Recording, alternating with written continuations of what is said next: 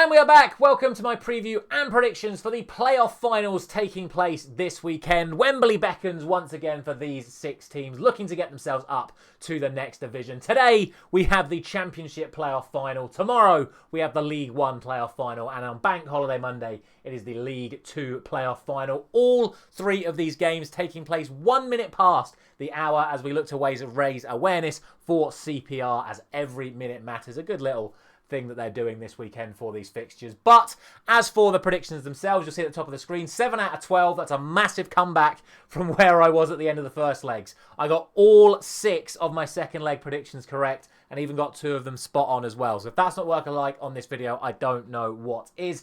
And of course, don't forget to subscribe to the channel if you're new around here. We did all our Liga predictions for the weekend yesterday. We're going to be doing our Premier League final game week predictions coming out for you tomorrow morning as well. And there's even still time for you to check out my Women's Champions League final prediction, that ahead of today's game as well. But without any further ado, let's get straight into it. The opening game at Wembley this weekend is the Championship playoff final, the richest game in football, and it is Sheffield United taking on Sunderland. And Sheffield United look to join Burnley in immediately returning to the Premier League after getting relegated last year. And they got here in very convincing fashion. 3-0 in both legs. That's 6-0 for those of you who aren't very good at maths. Sunderland got here in the most dramatic fashion possible. 122nd minute equaliser from Ballard to make it 3-2 on aggregate to book their place at Wembley here. Absolute scenes at the Stadium of Light for Sunderland last time out. But they do come up against the side that did finish 3rd in the Championship, and by a comfortable margin as well. A 14-point gap between Sheffield United and Sunderland at the end of the domestic season. But to be fair, both of them came into these playoffs on pretty damn poor runs of form. We've mentioned it enough times already on this mini-series. Sunderland lost all 5 games in the lead up to the playoffs. Sheffield United only won 2 of the last 7. So neither of them were playing great. But certainly from what we saw of the 2 legs of the semis, it's definitely Sheffield United that have the slight edge here. And obviously they have the point margin as well. In terms of the team news, there's absolutely no fresh injury concerns for either side coming out of the semi-finals. There's still a couple of niggling injuries from pre-playoffs, but none of those players are going to make it back. In terms of the head-to-head record, nothing to split between them. Sunderland won 2-1 at home. Sheffield United won 1-0 at home. So 2-2 on aggregate so far this season between the 2 sides. Logic would dictate that Sheffield United should win this game just based on the season as a whole. But I do think it's going to be a close affair. I think the smart option is to go for Sheffield United here. I'm going to go for them. I'm going to go for 2-1. Obviously, all eyes are going to be on Joe Bellingham, brother of Jude Bellingham for Sunderland. Can he be the difference for them? I'm going to say not quite, and I'm going to go for 2-1 to Sheffield United. On Sunday, it is the League One playoff final. I think this one is even closer to call.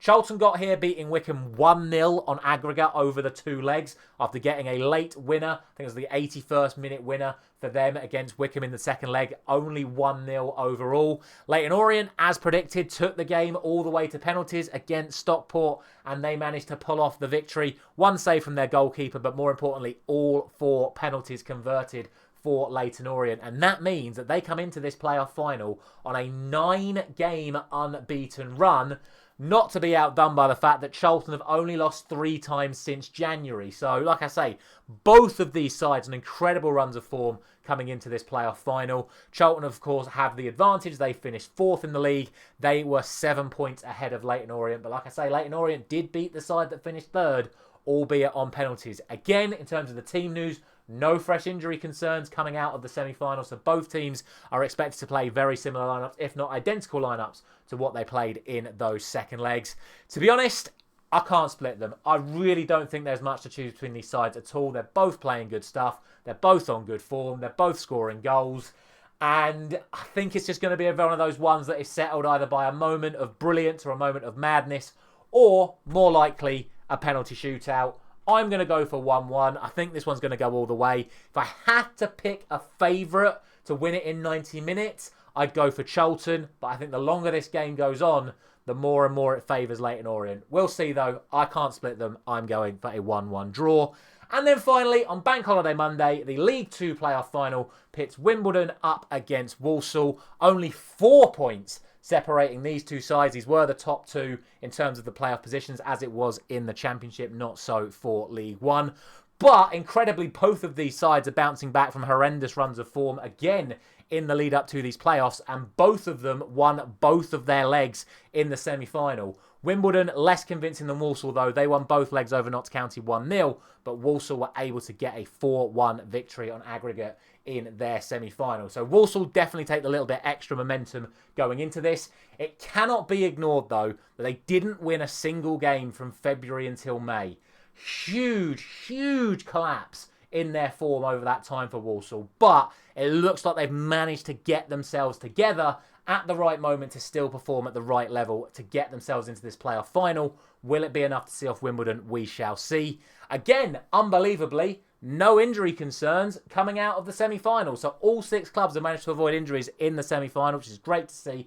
Means we can have an outright sparring match, shall we say, in these playoff finals this week. But what I would say is, again, Walsall got the away win at Wimbledon earlier on this season, and it was a 1-1 draw in the reverse fixture, even though that was during Walsall's incredibly poor run of form. Ultimately, I do think Walsall have to be considered the favourites here. I don't want to take anything away from Wimbledon. Getting clean sheets in both semi-finals, home and away, is a very good achievement, but it's their lack of goals that's concerning me coming into this one, whereas Walsall have been a bit better in front of goals, certainly in the playoff semi-finals. I'm going to go for Walsall, but I think it's going to be a pretty damn low-scoring affair. I think it's going to be tense. Again, it wouldn't surprise me to see this one go to extra time and penalties, but I just think the performances Walsall have put in tell me they're just going to have enough to see off Wimbledon here. I'm going for a 1-0 victory to Walsall.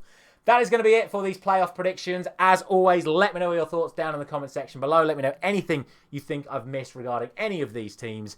Thank you very much for watching. As always, the final Premier League prediction video coming for you tomorrow morning at the same time. So I'll see you there.